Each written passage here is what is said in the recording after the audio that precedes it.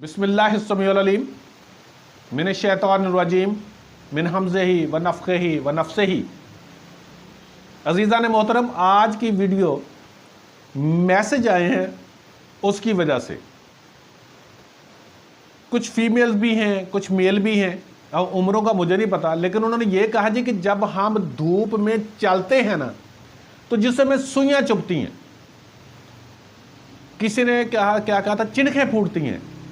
पंजाबी में कोई अल्फाज, चिनखें फूटती हैं, सुइयाँ चुभती हैं, मुझे खारिश होने लग जाती है कि धूप में निकले तो कुछ जर्सी नहीं पहन सकते हैं, जिस्म के ऊपर खारिश होती है।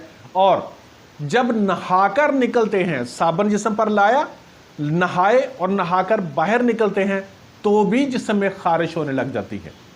ठीक, धूप में निकल करते हैं तो खारिश होने लग जाती है। ये होती क्या रीज़न है? ऐसे लोगों की डाइट के अंदर हमेशा गर्म